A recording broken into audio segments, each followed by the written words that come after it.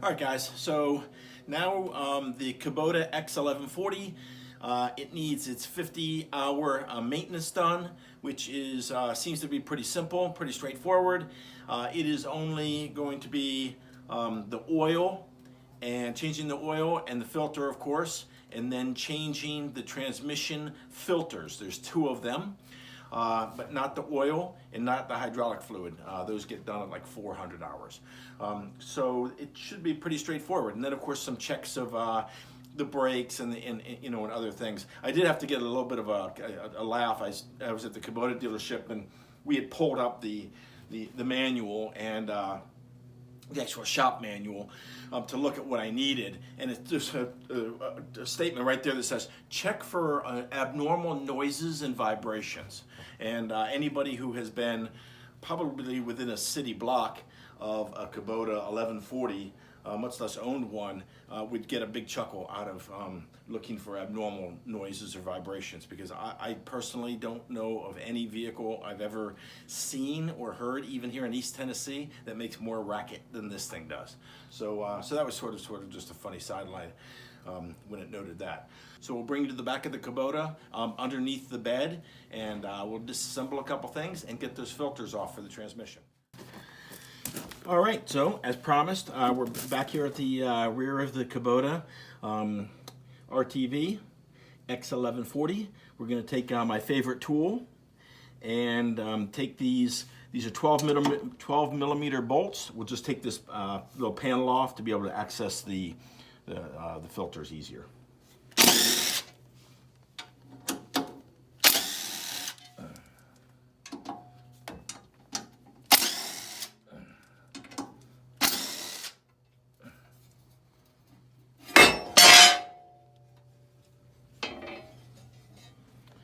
Wow, that's a lot heavier than I thought. I mean, that is solid.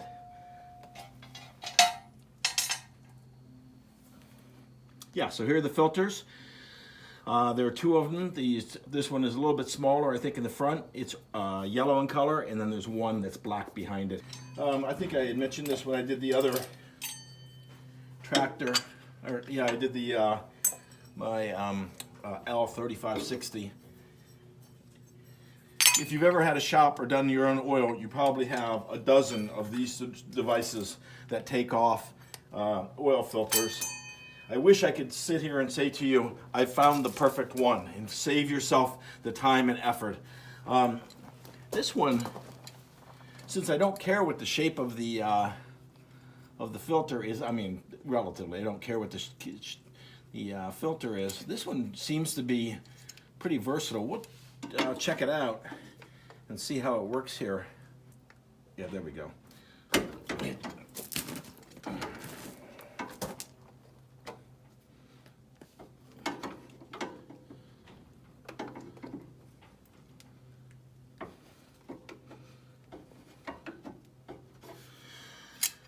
Yeah, well, there's one thing you want to do before you get that off there.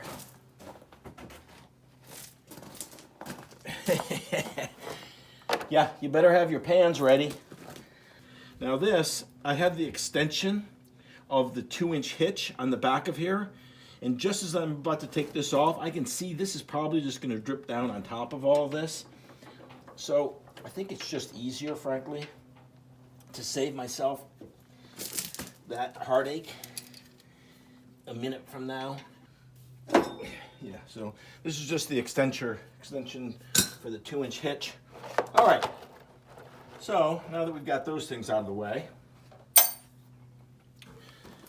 we can take off this front filter.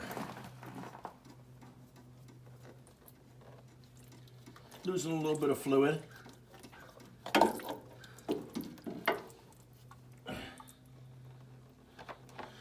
Check for the O-ring.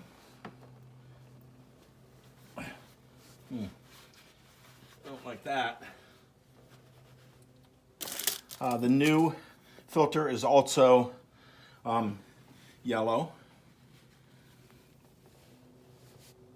Take a little bit of this fresh, get around there. Oh, really should take something and just take off this, just to make sure that surface, that mating surface, is clean.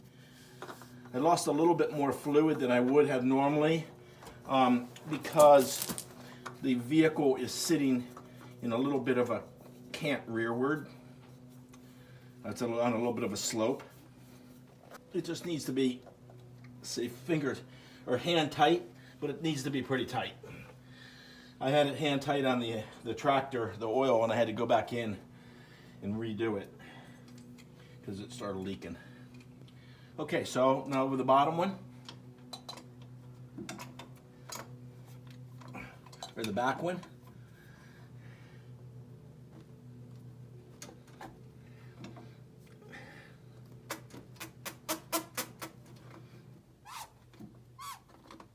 Okay, yeah, that one worked better. This is definitely a better tool for this, but you're going to be able to see that I damaged the filter pretty significantly. Woo, that's a lot of fluid there. A little bit of new. Okay, take that on there. Yeah, as I mentioned, I think what happened is that I have this vehicle. It's not on the flat. It's not level, or yeah, level surface. So it seems like it's letting more out, and now this filter wants to cross thread itself. As my dad used to say, it's supposed to do that. Yeah, so that was a lot of fluid. That was a lot more. Fortunately, I have fluid, but that is a good point for you guys, is that if you're doing this, I think either having it on a flat surface. Now on the tractor, what I did was I connected the vacuum to the inlet, and that held negative pressure, or created negative pressure in there, which allowed it to not flow out. But I was watching other people do this maintenance, and it didn't seem to flow out for them, so I didn't do that on this time. So you can see I lost a lot more fluid. All right, those two seem to be on there. And now to do the engine oil, of course you want the engine at operating temperatures, so because you want that oil to flow out. But in order to get to the engine oil, both the drain plug and the filter, there's a couple things you have to do. One is you have to remove the skid plate below. Two, you have to remove the cover from the battery. And three, you have to tilt this back. So to tilt this back, you have to start the vehicle. So it's a good time just to check and make sure these are sealed before you move on to the next thing anyway, because you've got to do it in order to change the oil. Because to get up in there, this has to be back so you can get it, all right? So, all right, as I mentioned, we just have to tilt the dump bed up. This is for those of you who haven't had the experience of being around the X1140. This is one of the greatest features about it. Now I gotta have to start the engine because it has to be running in order to move the bed, but stand by. Just handle.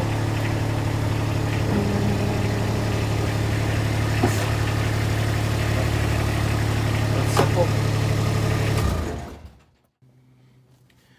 Okay, and with the bed up, then we can remove this engine guard. This panel, it just sort of pops down into these little spaces here. Do you see that? Yeah, you can see from the engine compartment, not that that's going to give us a whole lot of help, but essentially the oil filter is down back this way. And as you saw it from this angle, it is right, can you see it? Right there where my finger's pointing. And then from down below, which is the best view for you.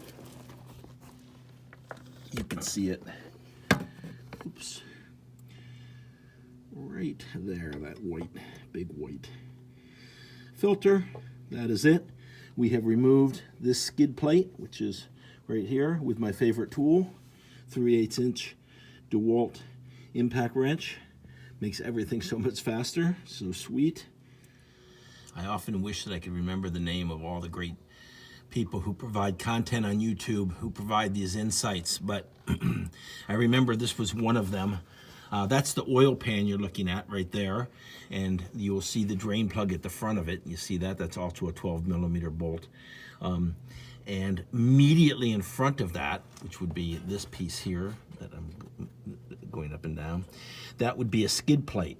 Well, so you can see that if you release the oil from this big oil reservoir through that small opening, what's going to happen is the oil is going to spurt forward quite a long distance, which is going to pour it all onto your skid plate, underneath your skid plate, and then that's going to be covered in oil and dripping oil for the next 3 to 4 days over everything that you've come. So this guy said, hey, if you take like a piece of cardboard and stick it in front of that, it'll force that oil, obviously. The oil will hit the cardboard and drip down into your oil pan, which is located here.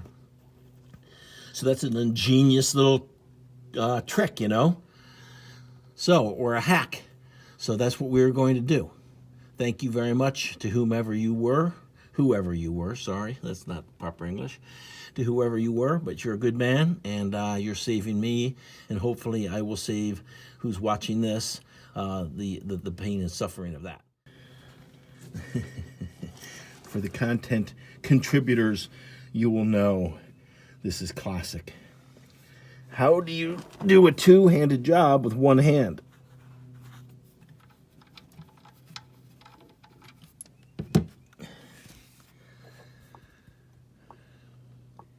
All right, and while the oil is draining, we will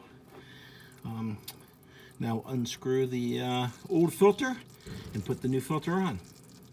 Okay, and using the same jaws of death instead of jaws of life, we will just grab a hold of this and twist and twist and twist. Wow, that's actually wasn't on there very tight. Okay, trying to do this three-handed job with one hand.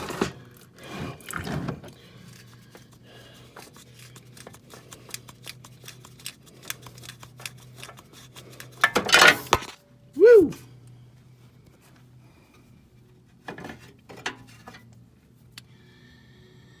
And that is checking to make the O-ring. The O-ring's still there. And that is the filter, okay? That oil, to me, is very, very, very, very black. Same thing. I'll clean the surface off of the, up in there, I'll clean the surface off, the mating surface, and then I will lubricate the new O-ring, and I will just tighten it up in there, okay? I think you get it. You've seen the two others. You just need to know where it is and how hard and easy it is to get to. All right. Yeah. Just toss that on there. There wasn't much that came out of here. Now, it's only a little 4.3 quarts. See, this is a little weird. I'm wondering, since there are these two inputs, whether I should put some down there. I mean, I put the gallon here. Should I put the 0.3 down there? Would it hurt? I just don't, you know, I mean, obviously you want as lubricated as possible. I've got a longer funnel that'll fit down past all those hoses. So, you know, 0.3. I don't know what the fuck 0.3 means.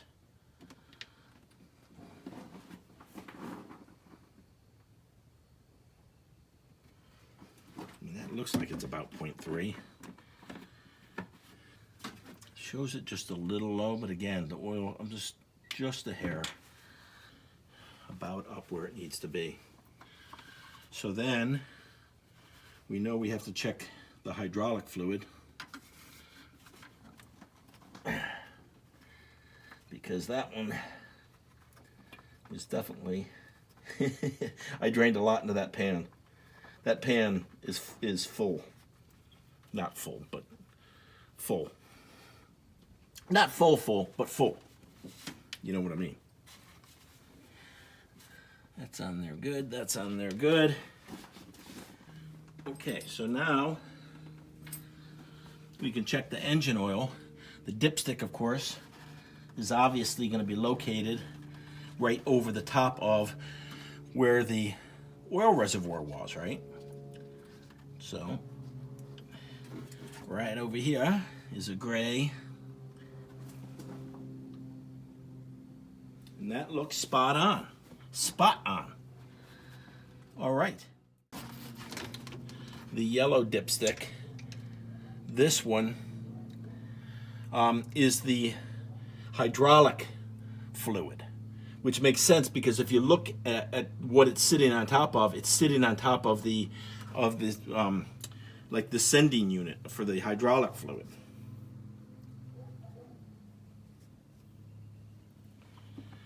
Now, it looks as though it's just a hair. Yeah, I could almost say that's, no, there we go. Yeah, it is just a hair low. So I will fill that up, of course, because we want hydraulic fluid. Hydraulic fluid's good. All right, guys, just as I was finishing up, and I thought, okay, I had everything squared away. You know, the hydraulic fluid reservoir that you saw with the yellow cap on it is the hydraulic fluid. The transmission fluid, which of course is also hydraulic fluid, is, I remembered, oh, just as I was finishing up, I remember, wait a minute. The transmission fluid reservoir sits underneath the seat, the passenger seat. And that's what, when I got in, I was like, wait, there's something missing. Why is the passenger seat speaking to me? Well, it's speaking to me because underneath of this plastic tray that sits underneath the front seats, you will see, there's actually a cap here, I took it off, sorry. And in this cap is another dipstick. And of course you can't see it, but that dipstick is what we call in the automotive parlance dry. Yeah, dry. So dry isn't good. No, dry's not good. And so I looked down in there with a flashlight. And you know what I can see down in there in the flashlight? I can see the bottom. So I am about to fill that reservoir, all right? I don't know if I can put you somewhere to see it or if you even care, but just know, do not forget that reservoir, particularly if you have, when you change the filters, you have a whole bunch of hydraulic fluid pour on the ground, which the other lesson learned, and don't forget that, is that the vehicle needs to be sitting level. If it's not sitting level, probably sitting canting forward better than backwards. Backwards poured all the hydraulic fluid out and then wouldn't let the oil drain. So I took the UTV jack and jacked it up just to get the oil out of the pan, oil pan. Okay, so I'm going to just take this here UDT, I already showed it to you, UDT2, and fill that reservoir, all right? All right, guys. Yeah, so I filled it up. The dipstick is almost like pot metal. And so it's brightly silver, and the UDT2 is so crystal clear that there's no coloration to it. Look at this. They're almost impossible to tell where it is on the dipstick, but I'm pretty certain that I've got it. All right, for the rest of the maintenance on the X1140. Fluids, this is your radiator fluid, right, or coolant. Shows just a little bit below full. I'll probably just tap that off. This is your power steering fluid. It is full. Here is your emergency brake mechanism. Here, maybe I can grab a hold of it and show you how it works. You see, so little roller there that comes down and then translates into pulling that cable to, of course, apply the brakes. Then the brake pedal. This right here is the transmission or the gear lever. So as you move the gear lever up and down, that shifts the gears, translates here. So this can be adjusted with this nut right here, moving it up and down, meaning obviously you would you would tighten the cable or loosen the cable, which is then going to the gearbox. But next to it, this arm goes down and it is the brake pedal, and then this comes up and translates into movement here, which then comes up to this, and then this is the cable that goes out. So that's the brake cable.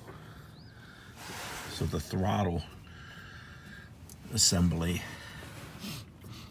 this comes up, simply has a spring that retracts the pedal back to its neutral position, and then it translates over into here. Here's your adjustments.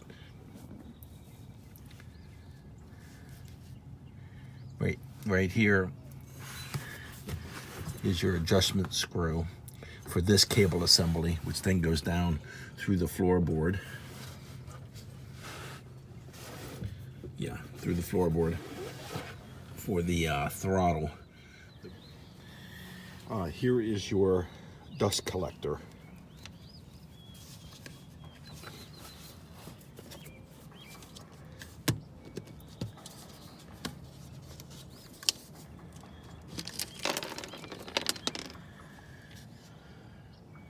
Apparently it's also a dog food collector. What the?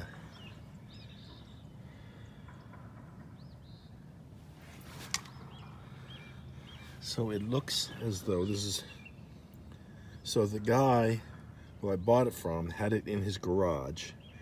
This is clearly dog food from his garage, but it looks as though, what the Sam hell? It looks as though, like, how would it get in there?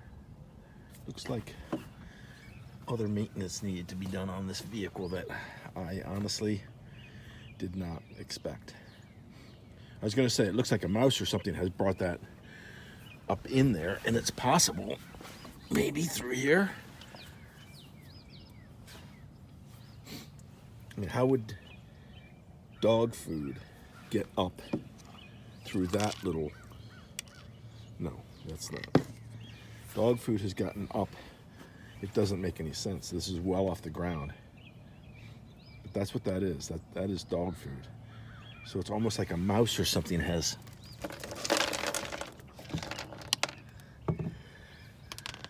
brought it up into that. And there is hair.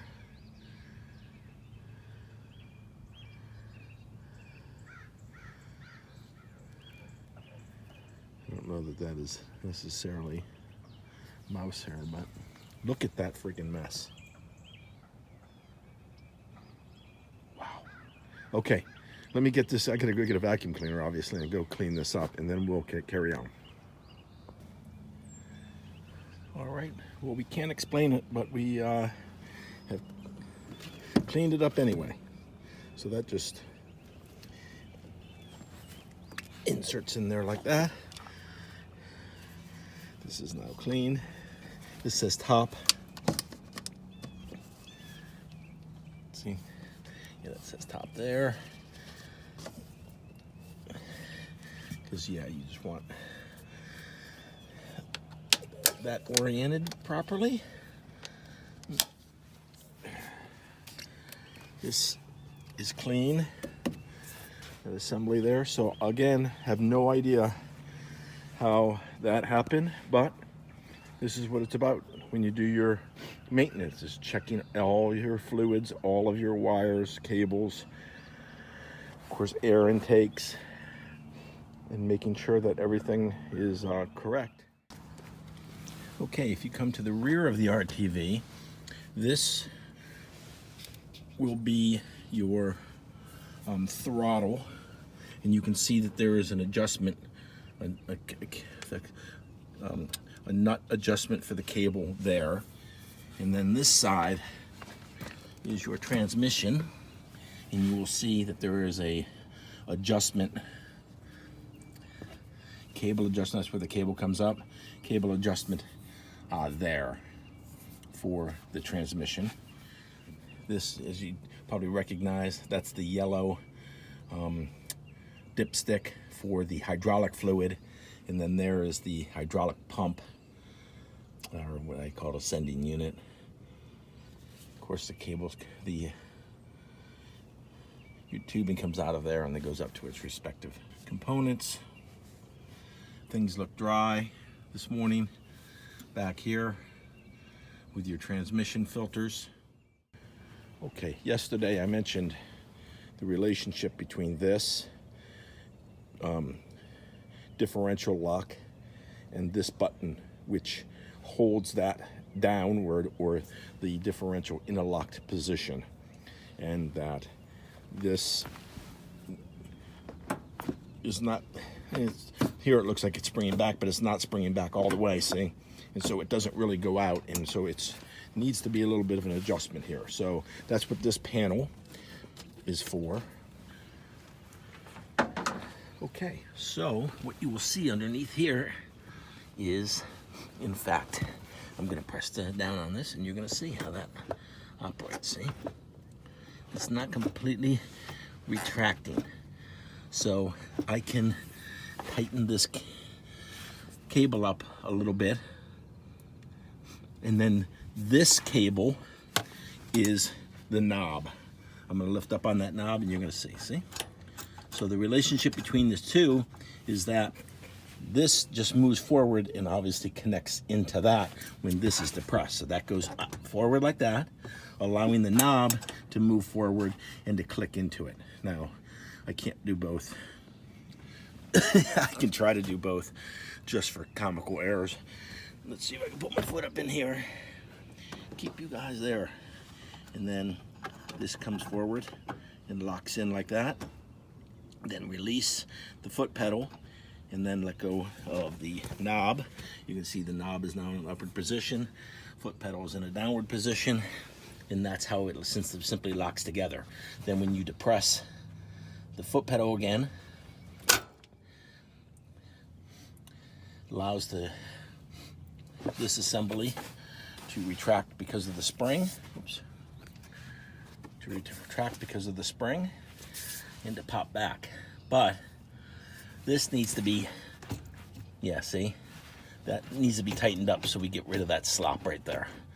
Okay, obviously I couldn't do that with just one hand, but I think you can tell that this distance here between this nut and here is significantly less than it was the last time you looked at this. And the reason is because all you're trying to do is to shorten this cable, meaning pull this, screw this back out to shorten this so that there's more tension on the pedal itself, the pedal assembly, right? So that it goes back and snaps all the way back instead of having the slop that it had before. And then it would do the same thing here. See all this slop? All I've got to do is the same, look, it looks identical almost, right? 2 screws. So you just simply screw this out, shortening this, which makes this a little tighter. You can see there's a couple points here that need to be greased. That would just be a little bit better if they were greased, so I'll just hit that with some white lithium grease. So anyway, that is the adjustment of a cable assembly, basically anywhere on the the RTV or anything else. So that's it.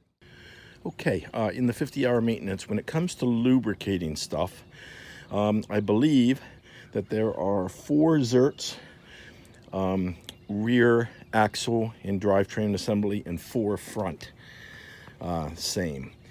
But in addition to that, yeah, I'm a big fan of white lithium grease, and anything that is metal and it moves, I tend to just like to grease it. So like any sort of pivot point. I mean, these are the cable assemblies that we had talked about already for the, you know, throttle and gear level and that sort of thing. Then of course you have the dump assembly, you have the rear gate assembly, you know, all these pivot points. I don't care that we have spots of white all over this thing. If it's greased up, this is the seat assembly that'll help it move back and forth. Of course, all of these throttle and brake assemblies, the emergency brake assembly in there. Same thing with the gear shift.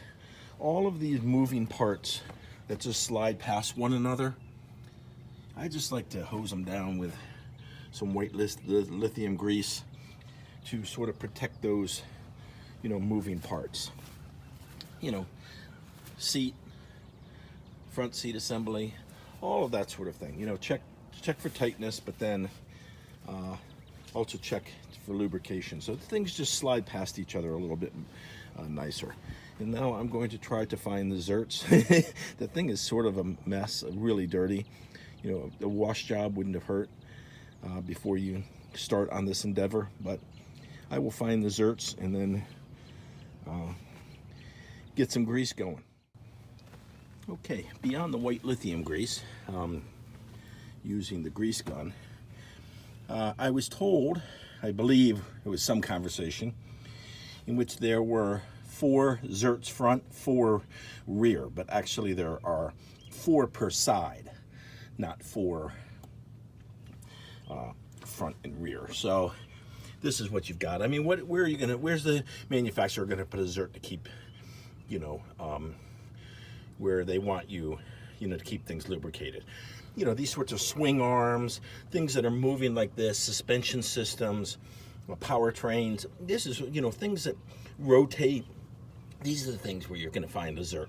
And usually, as just a good rule of thumb, is that if there's one up top, there's going to be one below. If there's one on the left, there's going to be one on the right. Front to back, not necessarily, because often these assemblies are quite different from the front to the rear of a vehicle. But this is it. So if we have it, if I found the top one, then I know on the bottom part of the swing arm, there's going to be one. And then if it's top to bottom, then that means you're going to have the same thing left to right. So I don't know whether you can see in there at the top about 12 o'clock is another zert, and then of course down below it on the lower part of the swing arm is going to have a zert. So those appear to be, and obviously if it's on the left hand side of the vehicle, then it's going to be on the right hand side of the vehicle, right? Because the suspension systems are going to be the same left to right usually. I mean, there are some, the single swing arm and blah, blah, blah. But, you know, this is just for folks, obviously, if you have tractors and vehicles like this, but people buy RTVs, ATVs, these sorts of things, and don't have any other outdoor equipment. And literally may say, I've never greased a vehicle before, right? Because my car, it has, you know, it doesn't require me to grease it. This isn't the 70s. A lot of things are sealed now. So they've never done it. So, but this is just for those of you who are in that situation. All right, and actually the front suspension, or I'm sorry, greasing operation is a really good example of what I just mentioned when we started on the rear, which is, it's usually the case, right? Up and down, left and right. But often front and rear assemblies, you know, are different, and then that's what you have in this case. So in this case, the information that I got, that there were 4 zerts front and 4 zerts rear, in the rear was incorrect, but in the front is correct. And yes, there are 2 arms for the suspension. So you'd think, oh, it's going to be 4 zerks. That's what there was in the back. But in this instance, there isn't. It's sort of interesting. So you have the zert here and there, so left and right, correct? But then you go up, and it just seems to be a sealed assembly. Oh, wait. No. You know, and so this was the thing. I've been hunting around, and you can kind of see I've taken this tarp and shoved it underneath the TV because I was like, what? I just don't get it. I'm confused here. Like, I can feel grease, right? You stick your finger there. You can feel grease. Look, I have grease there, which means it's not sealed. But I'm like, there's no zert like this. There's no zert there. But now that I'm speaking to you, I don't know if you can see it, but right there, do you see it? Is a zert, which does both left and right. There it is. That's why. So the hint to you, if you don't do this often, is, you know, look for it. If you have grease coming out of these areas, it's not sealed. There's some way to get grease into it. And that's what I had up top. But actually, you see, the information that I got about the zerks, left, front, and rear, are wrong. There's actually 3. Well, there's 6 total, but 3 per side up front and 4 per side in the back. Guys, one last thing, just to be thorough, since we've gone through all this together. So, I had said that there were 4 zerks in the back. Well, I'm wrong. Look at that. There's a 5th one right there on the hydraulic lift for the bed. So when you get in here to do your white lithium grease lube on all the moving parts, don't forget the zert that sits there working for you on the, oh, wait a minute, stand by. I love this. Look at this. There's another zert right there. And since there's one on one side, we always look and see if there's one on the other side. There is not. Look at that zert. See that zert sitting there? What? All right, so that's 4 underneath on each side, the hydraulic lift, and then 1 for this body. I'm not sure what that body does, but I know it's got a zert on it. All right. As far as checking the fuel filter, if you really want to see about the fuel system, go to my vlog on specifically tearing it entirely down.